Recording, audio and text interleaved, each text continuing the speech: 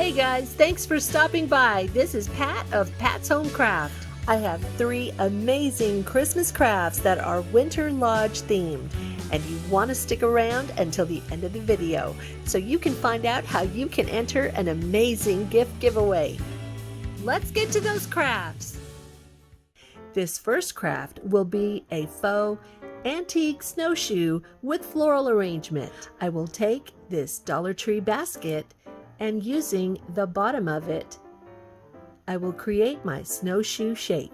I will simply cut the bottom part of it out. I thought that this shape was perfect for the snowshoe.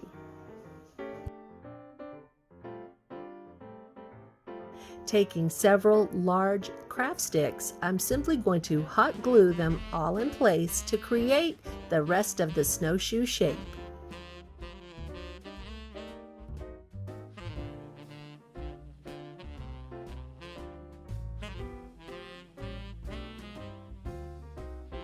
Now taking a jumbo craft stick and a large craft stick, I'm going to place them together.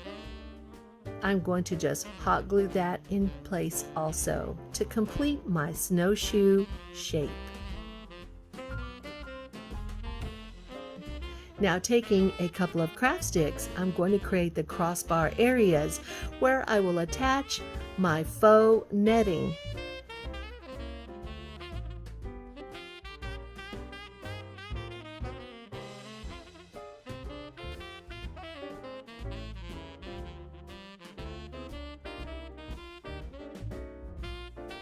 Now I will take this Dollar Tree wastebasket and I will simply cut some of the wire out, and this will become the netting for my snowshoe. After placing this wire down, I will just follow along the shape that I want to use for the netting piece. I want to make sure and not cover the entire area because I'm going to use some jute twine to create the lacing for the snowshoe. I will do the same for this middle piece, which is larger. I'm just simply going to cut it down, and as you can see, I will have plenty of room for my lacing, and then I've also cut this bottom piece out. Now that I've cut all my pieces, I'm going to now give all of these pieces 3 coats of hazelnut chalk paint. And once these coats have dried, I'm going to come back with some fawn, and I'm just slightly going to give some highlighting for my faux wood look. I will also do this for the netting portion because I want to give a little bit of dimension. After everything is dried, I'm going to place a good glossy coat of Mod Podge. I am going to place some glossy Mod Podge on the netting because I don't want any of the paint to come off when I work with the jute twine. Once everything is dried, I'm taking an estimated length of twine and I'm going to start weaving it through the netting and onto the snowshoe. This first section, which is the very side area, I had began weaving it and placing a knot at every single hole. But then when I reached the top portion, I realized that it would be much simpler if I just simply wove the twine just through each hole. It was much simpler, but because I'd already done that, I did complete the opposite side with the knotting. But then the rest of my snowshoe, I just simply wove it through the holes and around the snowshoe frame. I'm just simply going through each hole and then just looping it around the framing, and it looks great. I am making sure to keep it nice and tight. Not too tight, but tight enough that the strings are not loose. And then now I am working with the second piece of netting. And after placing a knot on the first string and coming in with a second string and placing a knot to secure that, I am, for this section, only in the top section here, I am weaving the twine through the actual strings and not around the frame, but I'm going through each string and then going through each hole of the netting. But for the rest of it, which is the two sides and the bottom portion, I am just doing a simple weaving it through the hole and around the snowshoe shape. Now this bottom section, I am working at the bottom first because it's kind of difficult with the triangle shape.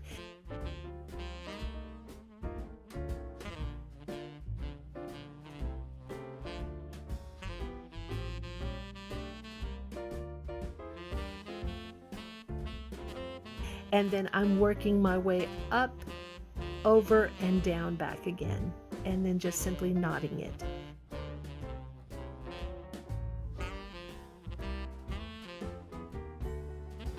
Now I'm going to take some buffalo check ribbon that I purchased at Dollar Tree, and I'm just going to create a bow.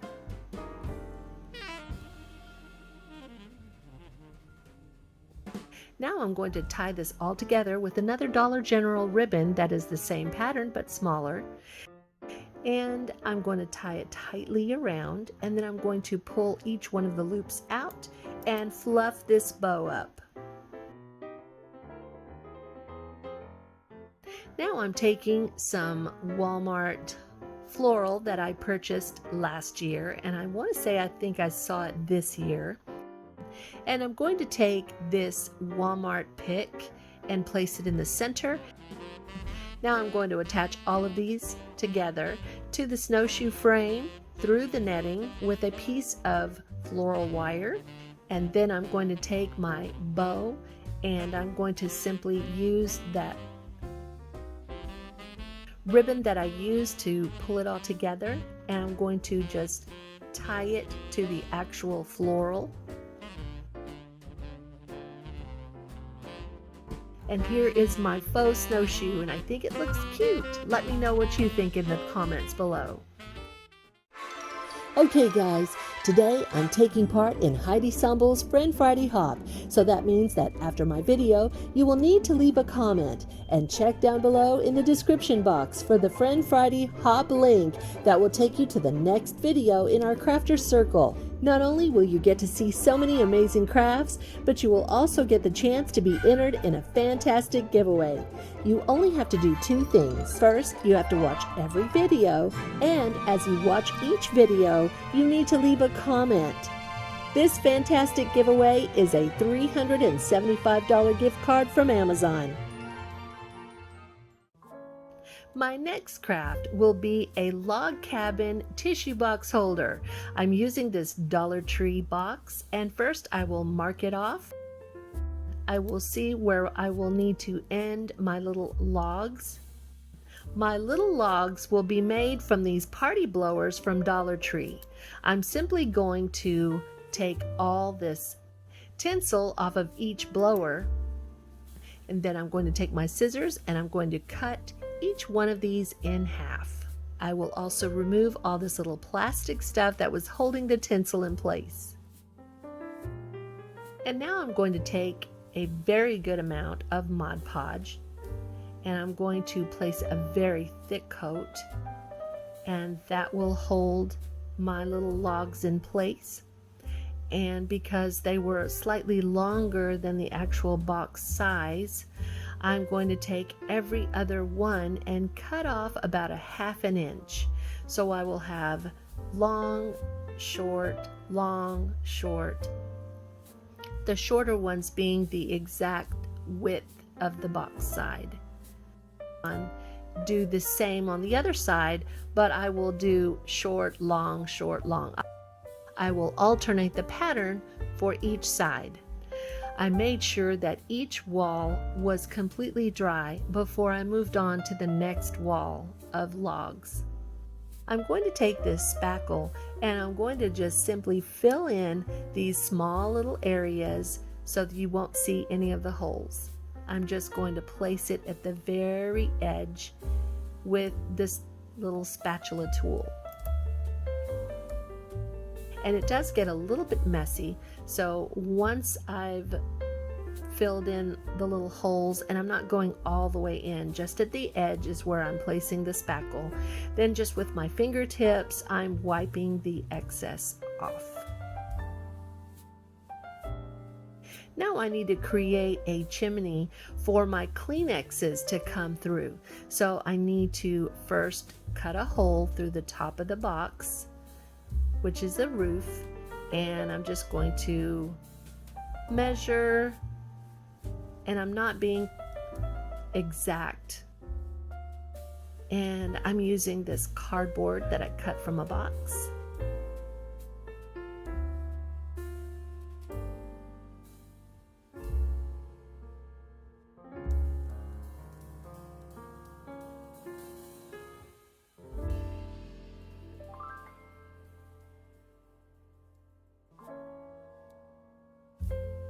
I'm just using my blade to cut this piece out, and then taking this piece from a box,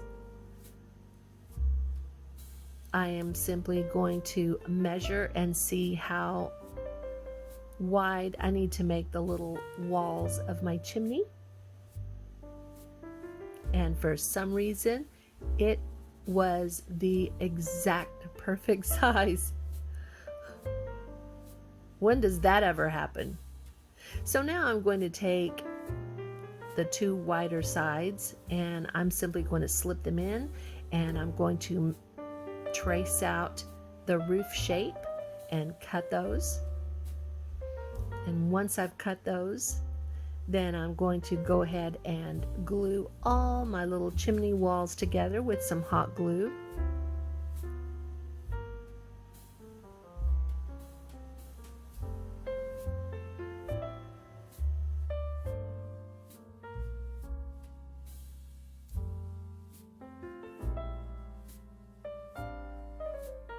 And because this ended up being a little too tall, I did cut a piece of it off.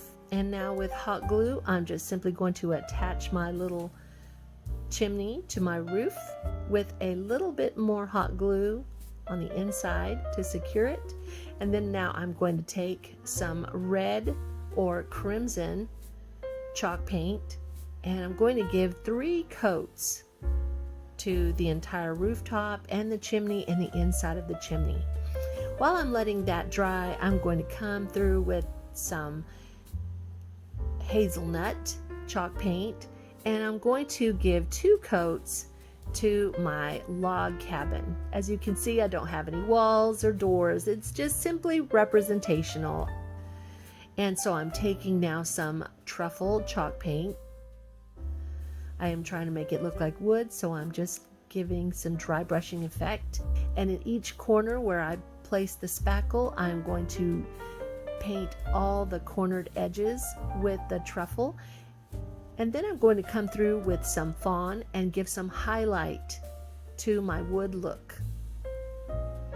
Now I'm going to do the same thing for my roof. I'm going to pretend that it is metal and that it looks a little bit rusted. So I'm taking some truffle chalk paint and just sparingly dry brushing it on. And then over the truffle, I'm coming through with some fawn, and I'm just giving a highlight to that and further making it look like kind of like rust. And once everything is dried, I'm going to take some glossy Mod Podge, and I'm going to give one really good coat to the entire roof and also to my entire log cabin. And once that's dried, I'm taking my tissue box, placing it in, and I'm going to pop the top on. This tissue box holder is absolutely adorable and very practical. If you haven't subscribed to my channel, I would greatly appreciate your consideration to subscribing. Also, if you don't want to miss any of my upcoming videos, especially those that are coming up in my All About Winter series, be sure to hit that notification bell and select the word all. This next craft is a cute lodge sign. I'm going to take all these Dollar Tree signs and plaques and create a lodge sign.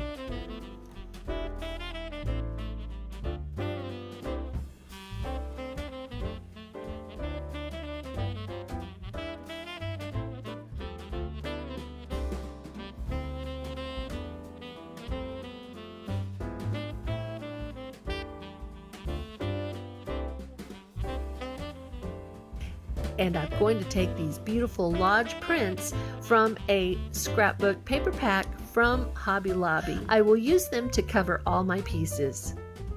I will first cover this gingerbread house, but I don't want to cover the roof part, so I'm going to take some wax paper and I'm going to trace out the design of the roof. It's very intricate and it does have a lot of swirly kind of design.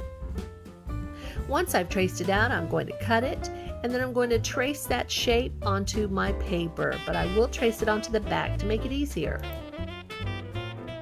Be sure that your wax paper is on the correct side, so when you place your paper onto your design, it has been traced and cut in the correct direction.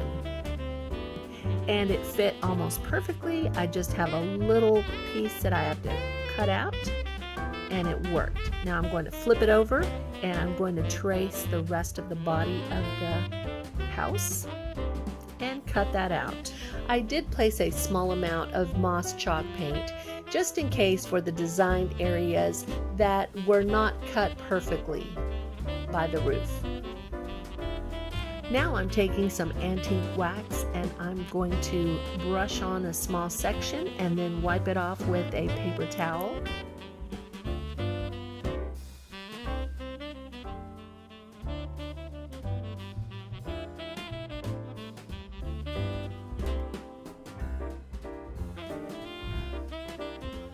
And now I'm taking some Mod Podge and I'm just putting it all over the body of the house, and I'm going to lay down my paper. Here I am sanding it and roughing it up just a little bit. Now I've taken the design of an adorable bear from Pinterest, and after freehanding it onto some post-it paper, I'm going to freehand it onto the house. I'm simply using a black Sharpie, and then I'm going to come through with some black chalk paint. And then once I get to the areas that I can't get to with my medium-sized brush, I'm using a very small brush. And I'm just filling in those very detailed areas like the mouth and the ear and the little paws.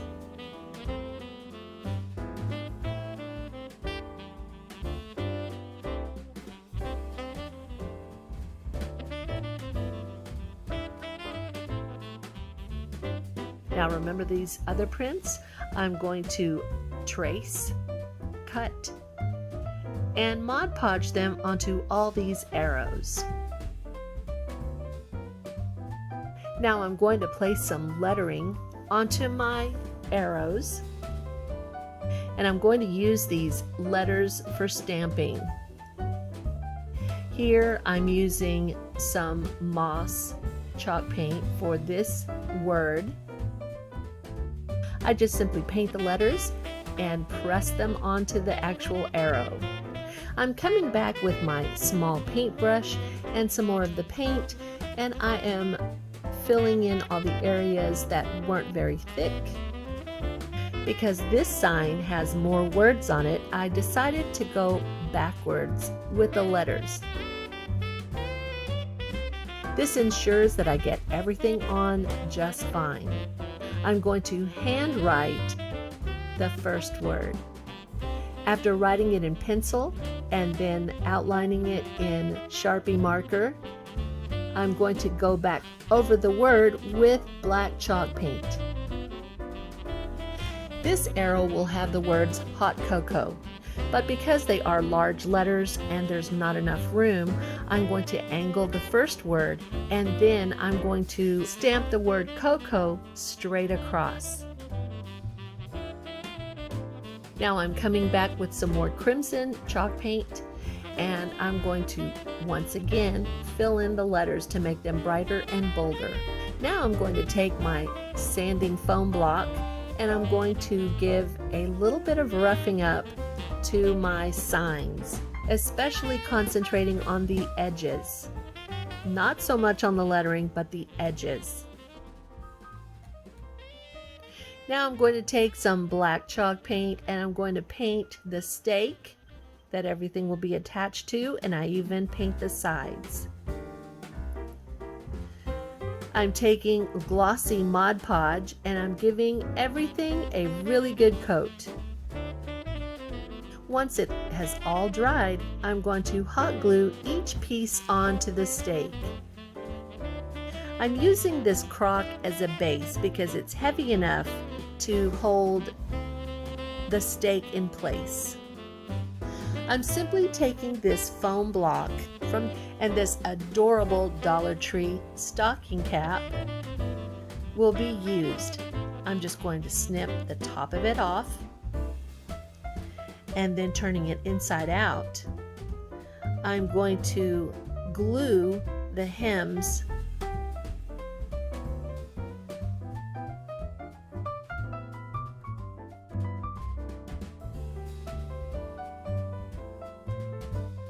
and simply turn it right side out, pop it over my crock, place my stake into the foam, and with some jute twine, tie a cute bow around the whole thing. I hope you enjoyed this video. I certainly enjoyed putting all these wonderful crafts together. If you like this, please give me a big thumbs up like. Now don't forget to leave me a comment and also click on that hop link to go to the next video. Always look around you for the beauty in your life. It's right there waiting for you to see it. Until the next video, have a great day.